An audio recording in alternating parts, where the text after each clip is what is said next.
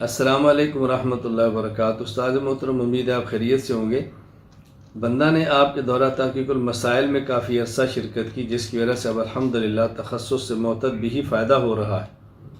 الحمدللہ اپنے علاقے میں کافی علمی عملی کام ہے۔ اکثر اوقات اہل بدعت، نامذہب، مماتی ذرات سے بحث ہوتی ہے، اور الحمدللہ ہر مرتبہ اللہ نے سرخرو فرمایا، الحمدللہ علی ذالک، اور علاقے میں بندہ اسی کام و نام سے معروف ہے۔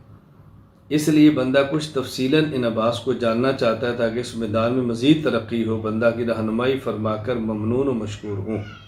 نمبر 1، مناظرہ میں دعویٰ جواب دعویٰ لکھنے میں تعبیر کیا اختیار کریں، کیسے کریں؟ نمبر 2، کیا جواب دعویٰ سے بڑا ہوتا ہے؟ نمبر 3، مناظرہ میں شرائط کیا طے کی جائیں، کیونکہ مختلف فرقے ہیں، ہر ایک سے شرائط الگ ہوں گی۔ بات اچھی طرح سمجھ لیں، یہ جو آپ نے پہلا سوال فرمایا ہے، مناظرہ میں جواب دعویٰ لکھنے میں تعبیر کیا اختیار کریں۔ اصل میں تو جب گفتگو ہو، کسی عنوان پر مناظرہ ہو، تو موقع پر طے کیا جاتا ہے کہ تعبیر کیا ہو۔ ضروری تو نہیں کہ مدعی کو اور ہو، بسا اوقات مناظرہ ہوگا، مدعی آپ ہوں گے تو آپ کو دعویٰ لکھنا ہوگا۔ اگر آپ مدعی نہیں ہوں گے، مدعی کوئی اور ہوگا، تو آپ کو جواب دعویٰ لکھنا ہوگا۔ بہرحال جواب دعویٰ میں بنیادی بات یہ ہے کہ آپ متانت کا خیال کریں، شائستگی کا خیال کریں، الفاظ مہذب استعمال کریں، تلخ چیزیں اس کے اندر اختیار نہ کریں، اور جو آپ دلائل سے ثابت کر سکتے ہیں بس وہی لکھیں۔ وہ دعویٰ نہ لکھیں کہ جو آپ دلائل سے نہ ثابت کر سکیں۔ کیا جواب دعویٰ سے بڑا ہوتا ہے؟ ضروری نہیں کہ جواب دعویٰ سے بڑا ہو، ظاہر جتنا دعویٰ ہے اتنا ہی جواب دعویٰ ہوگا نا۔ بس اوقات جواب دعویٰ الفاظ میں چھوٹا بھی ہو سکتا ہے، کبھی بڑا بھی ہو سکتا ہے۔ مناظرہ میں شرائط کیا طے کی جائیں؟ میں نے گزارش کی کہ شرائط متعین نہیں کی جا سکتی کہ آپ نے شرائط کون سی طے کرنی ہے۔ یہ تو جب مناظرہ ہو، جس مناظرے کا موقع ہو، جس عنوان پر گفتگو ہو، اسی وقت موقع کی مناسبت سے طے کریں گے۔ اہل فن سے رابطہ رکھ کے جب آپ کام شروع کریں گے، وقت ضرورت آپ یہ چیزیں لکھتے رہیں گے تو آہستہ آہستہ انشاءاللہ خود ذوق بن جائے گا، اور آپ کو احساس ہو جائے گا کہ شرائط کیسے لکھی جاتی ہیں اور شرائط کیا ہوتی ہیں۔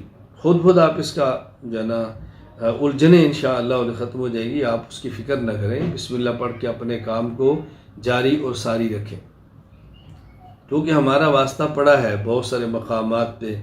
موقع کے مطابق شرائط کون سے لکھنی پڑتی ہیں، وہ موقع جب آئے تو پھر بات چلتی ہے۔ مثلا ایک بار غیر مقلدین کے ایک مناظر نے چیلنج کر دیا کہ فقہ حنفی قرآن و سنت کے خلاف ہے۔ اب ساتھی پریشان تھے کہ یہ چیلنج کر دیا گیا ہے، پوسٹر چھپ گئے ہیں، ہم نے مناظرے کے چیلنج قبول کر لیا۔ میں نے کہا کوئی حرج نہیں۔ میں وہاں پہ چلا گیا، میں نے اپنے دوستوں کو بلایا، میں نے کہا غیر مقلد ہے اس کو بھی بلا لو، بیٹھ کے شرائط وغیرہ طے کر لیتے ہیں، اور جب گفتگو ہوگی تو انشاءاللہ شرائط کے مطابق گفتگو کر لیں گے۔ میں نے ان سے کہا کہ آپ ایسا کریں، آپ فقہ حنفی کے 10 مسائل ایسے لکھیں جو ہمارے ہاں مفتہ بہی ہوں، اور آپ نے یہ لکھنا ہے کہ فقہ حنفی کا یہ مسئلہ قرآن کریم کی فلاں آیت یا فلاں حدیث مرفوع صحیح غیر معارض کے خلاف ہے۔ آپ ہمارے 10 مسائل متعین کریں، اور آپ نے طے کرنا ہے کہ فلاں مسئلہ فقہ حنفی کا یہ مفتہ بہی ہے، پہلے یہ آپ نے ثابت کرنا ہے۔ ایسا نہیں کہ ہمارا قول غیر مفتہ بہی ہو، پھر یہ ثابت کرنا ہے قرآن کریم کی آیت اور حدیث صحیح مرفوع غیر معارض کے خلاف ہے۔ آپ 10 مسائل لکھ دیں، بسم اللہ پڑھیں۔ اگر آپ یہ نہیں لکھتے تو پھر آپ کو یہ کتاب متعین کر لیں کہ مثلا جب آپ کہتے ہیں فقہ حنفی قرآن کی کریم کے خلاف ہے، تو آپ ہدایہ لے لیں، آپ کنز لے لیں، آپ قدوری لے لیں، کوئی کتاب لے لیں، پھر ایک ایک مسئلے پر بات کریں گے، انشاءاللہ غیر مقلد آپ سے بات نہیں کر سکے گا۔